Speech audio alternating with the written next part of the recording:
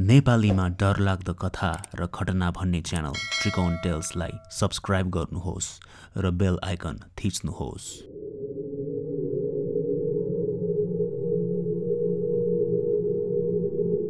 अतृप्त आत्मा नाम अनुसार नै बुझ्न सकिन्छ कि यस संसारबाट पार हुन नसकेका आत्मा। आजको श्रृङ्खलामा एकजना श्रोताले आफू र आफ्नो बहिनीले त्यस्तै केही अनुभव गर्नुभएको घटना लेखी पठाउनु भएको छ भने अर्को एकजना श्रोताले आफू एउटा घरमा भाडामा बस्दा आफूले महसुस गर्नुभएको अलौकिक सत्य घटनाहरू। सुनौ त्रिकोण टेल्सको 80औं श्रृङ्खलामा 3 सत्य घटनाहरू। पहिलो श्रोता। मेरो नाम मुना र म काठमाडौँमा बस्छु। यो मैले भन्न गइरहेको घटना केही वर्ष अगाडि मेरो परिवार हामी एउटी आमैकोमा भाडामा बस्दाको हो। त्यस घरबेटी आमै एकदमै धर्मप्रति आस्था राख्नुहुन्थ्यो।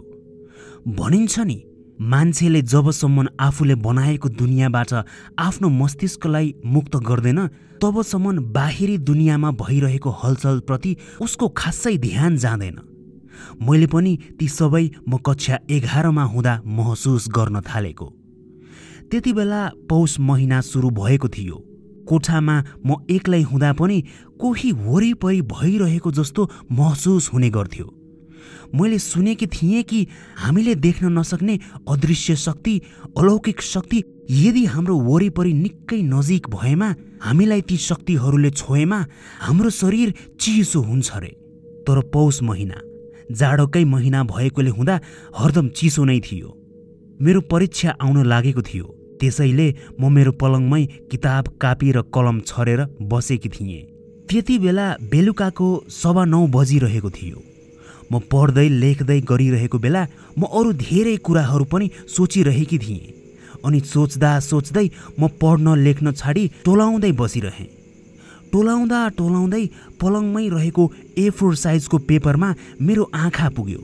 त्यो पेपर हेर्दा हावाले बिस्तारै बेला बेला फरफराइरहेको जस्तो देखिन्थ्यो, कसैले बेला बेला फु गरिरहेको जसरी।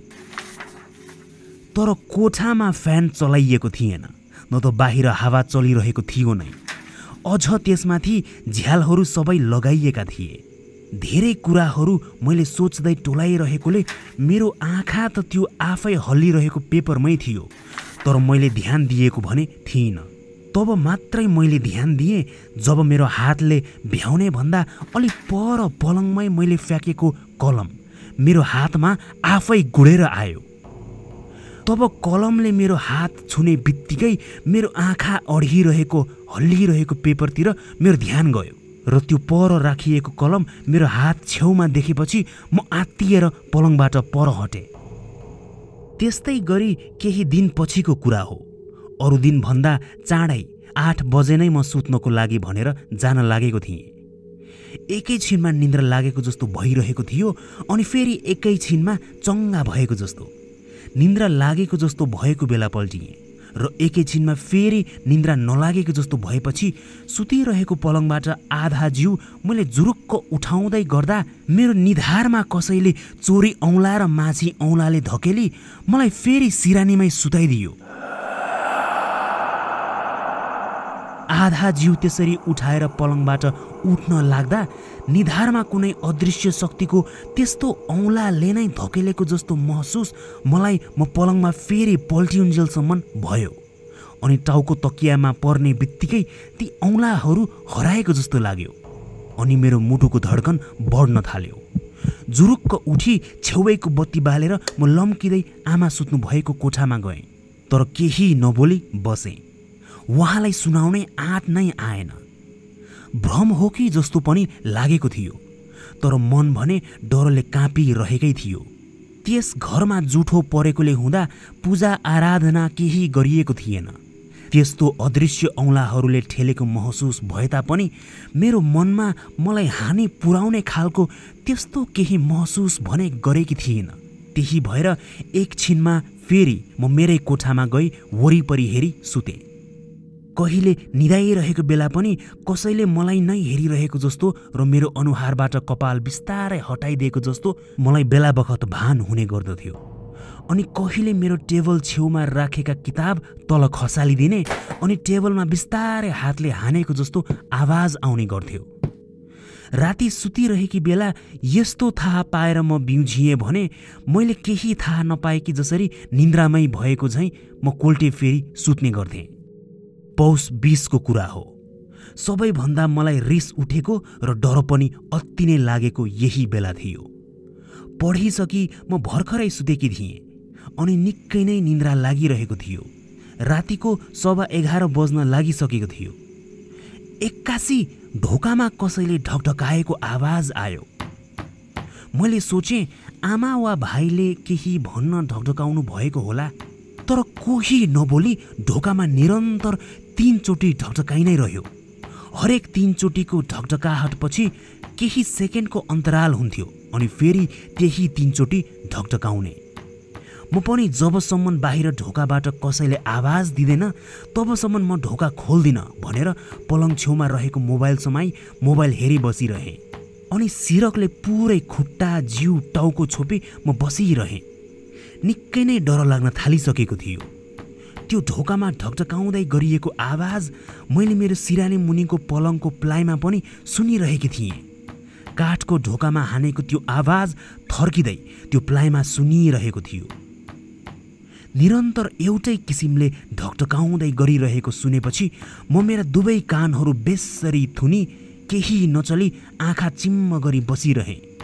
रोए कराउन त मन थियो, तर आँखा चिम्मने राखी कान छोपी ननिदाउन्जेल बसिरहेँ। म निदाएपछि मात्रै त्यो सुन्न छाडेको याद छ, नत्र ननिदाउन्जेल सुनि नै रहेकी थिएँ। बिहान पख त म निकै गलेको जस्तो मलाई महसुस भइरहेको थियो अनि आमालाई उठ्ने बित्तिकै गएर सुनाएँ। उहाँले पनि केही दिन अगाडि उहाँलाई तर्साएको जस्तो महसुस गर्नुभएको रहेछ अनि हामी दुवै आमा छोरी गई घरबेटी आमालाई सबै कुरा सुनायौँ। तर त्यस घरबेटी आमा भने उहाँलाई हामीले सुनाएका कुरा नौलो नभएको जस्तो प्रतिक्रिया जनाउनु भयो र भन्दै एकदम साधारण हिसाबले पो लिनुभयो। अनि भन्नुभयो कि यसपालि मरेका नातेदारहरूको लागि शान्ति पूजा गर्नु भएको छैन अनि कुल देवताको पनि पूजा गर्न ढिला भएकोले हुँदा यसरी तर्साएको हो, केही हुँदैन ढुक्क भएर बस्नुहोस् भनी आश्वासन दिनुभयो। त्यस घरबेटी आमाईले भन्नुभएको अनुसार त्यस्तो शान्ति पूजा गर्नु अघि मरेका मान्छेहरूको आत्मा घरमै बसेका हुन्छन् र पूजा गरिसकेपछि आफ्नो बाटो लाग्छन् अनि हरेक वर्ष त्यस्तो पूजा निरन्तर गरिरहनु पर्ने हुन्छ रे। र कुल देवताले चाहिँ घरको रक्षा गर्नुहुने भएकोले उहाँको पनि पूजा समयमै गरिएन भने सम्झाउन आउँछन् भनी आमाईले हामीलाई सुनाउनु भयो। त्यो सुनेपछि मैले सोचेँ कि सायद त्यो ढोका ढकढकाउँदै गर्दा मैले ढोका खोली हेरेकी भए मैले ती शक्तिहरूलाई देख्ने थिएँ कि मैले ढोका खोलेकी भए के देख्थे होला? देवताको अलौकिक प्रतिमा कि आत्मा? यो कुरा बेला बखत सम्झिँदा अहिले पनि मलाई कौतूहलताले सताउँछ। त्यो बेला हेर्नु पर्ने थियो कि भनी। त्यस घरमा घरबेटी आमाईले पूजा गर्न 2-3 दिन ढिला भएका दिनहरूमा फेरि सामान यताउता हुने, कोठाका ढोकाहरू आफै बिस्तारै खोलिने जस्तो हुने गर्थ्यो। त्यो मैले आफै देखेकै छु। अनि पूजा गरेपछि भने फेरि साम्य हुन्थ्यो। केही वर्षमा हामी घर सर्यौं, तर त्यसरी मैले त्यस्तो शक्तिहरू महसुस गरेपछि अनेकौं प्रश्नहरू मैले आफैले गर्न थालेकी छु। फेरि बेला बखत टोलाउँदै ती घटनाहरू याद गर्ने गर्छु। दोस्रो श्रोता। मेरो नाम उपमा। आज म तपाईलाई म र मेरी बहिनीले सँगै भोगेका 2 सत्य घटनाहरू सुनाउन चाहन्छु। एक दिन म मेरी माइत गएकी थिएँ। सबैजना रमाइलो गर्दै गफमा डुबिरहेका थियौं।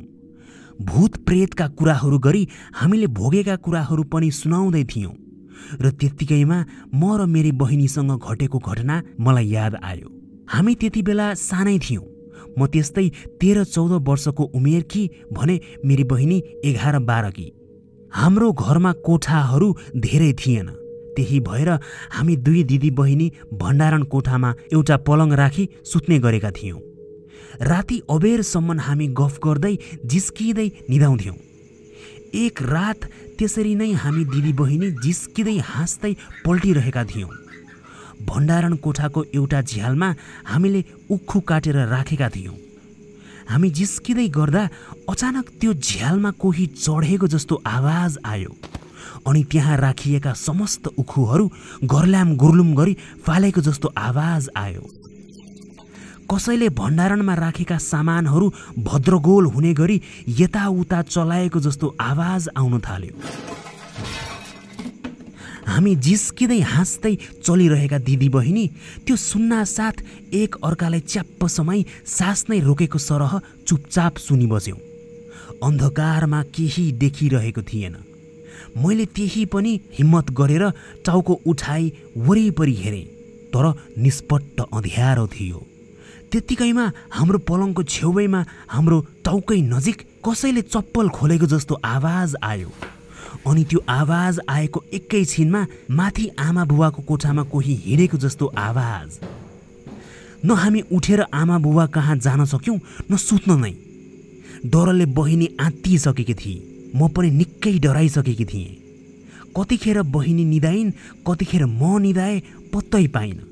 भोलिपल्ट बिहान हुने बित्तिकै बहिनी र म उठी छिटो छिटो आमा कहाँ गयौँ अनि राति यस्तो यस्तो भयो भनेर सबै सुनायौँ। आमाले पनि उहाँहरू त खाना खाने बित्तिकै सुत्नु भएको थियो र त्यस्तो हाम्रो कोठाबाट केही पनि आवाज सुन्नु भएको थिएन भनेर हामीलाई भन्नुभयो।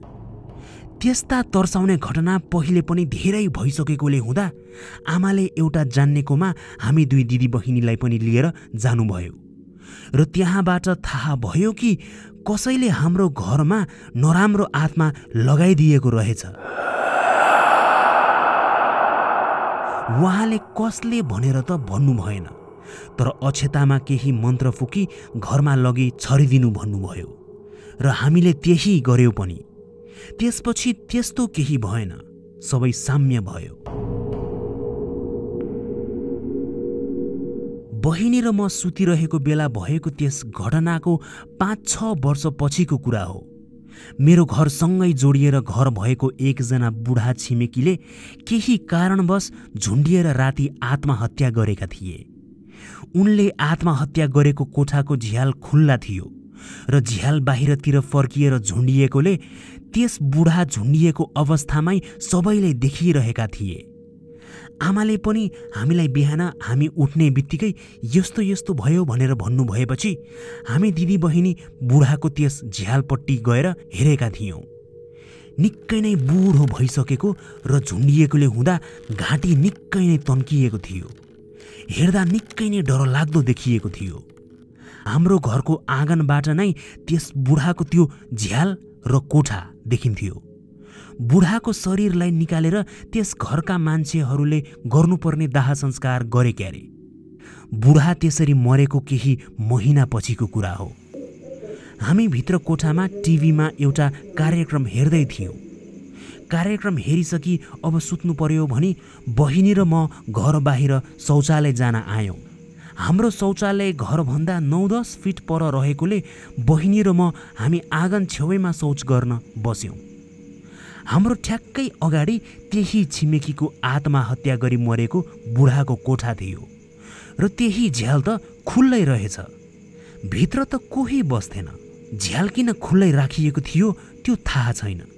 बहिनी र मेरो आँखा त्यही झ्यालमै थियो। बहिनी हतार हतार उठेर म गएँ है भन्दै दौडी दौडी घरभित्र गइन्। बहिनी त्यसरी गएकी देख्दा मलाई अनौठो लाग्यो। त्यस झ्यालमै रहेका मेरा आँखाहरूले त्यसपछि जे देखे त्यो अहिले सम्झिँदा पनि मलाई निकै डर लागेर आउँछ।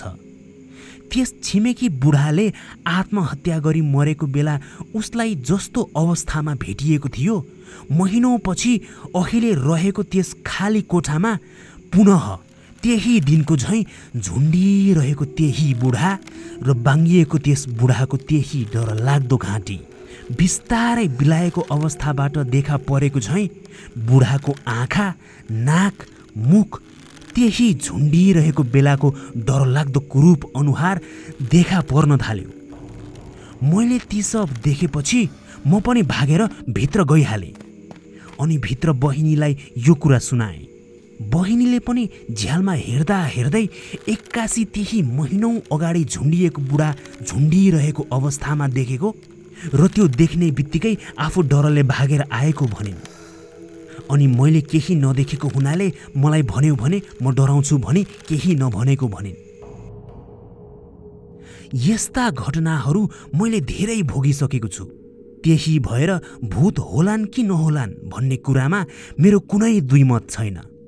यी दुई घटना चाहिँ म र मेरी बहिनीले सँगै भोगेका। आत्महत्या गरेर त्यसरी मरेको त्यो बुढा महिनौपछि पनि देख्दा सायद लाग्छ कि आत्महत्या गरेको कारण बुढाको आत्मा त्यहीँ नै भड्किरहेको थियो।